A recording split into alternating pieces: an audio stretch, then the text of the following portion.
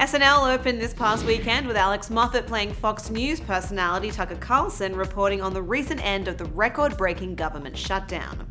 Steve Martin made a surprise cameo as Trump associate Roger Stone, who was recently arrested and charged with 7 felony counts, including lying to Congress.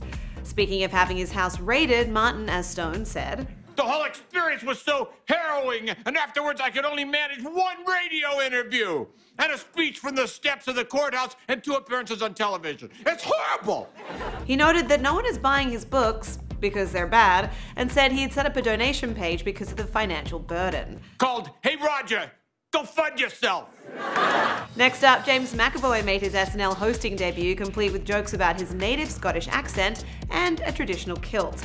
He also gave the audience a crash course on how to tell him apart from another Scottish actor, Ewan McGregor. I think it's actually quite easy to tell us apart. You see, my eyes are blue and he's got more money than me.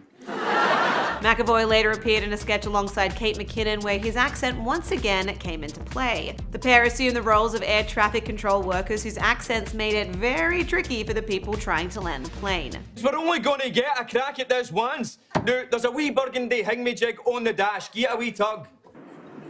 No! Yeah, I'm just gonna travel by boat from now on, because you know what? Nothing bad ever happened on a boat.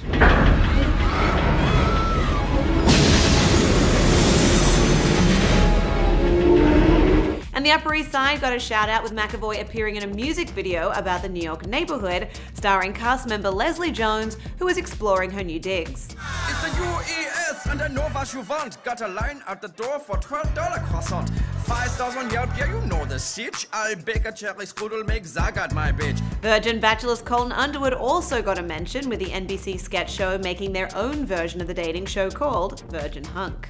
The premise of the mock Bachelor was that one virgin had to choose between 30 women who didn't vote. Evidently, it wasn't just faux Underwood's virginity that was fair play in the skit, but also his literacy. Well, I can see that you're Miss Virginia. Oh, almost. But the real stars of the show were my good mates Anne, Scott, Danny, and Kelsey, who were in attendance at Saturday's show, and Danny even reckons he got away from Lorne Michaels. However, when reached for comment, Michaels said he was simply swatting a fly. To watch full clips of the most recent episode of SNL, hosted by James McAvoy, head to THR.com. For the Hollywood Reporter News, I'm Lindsay Rodriguez.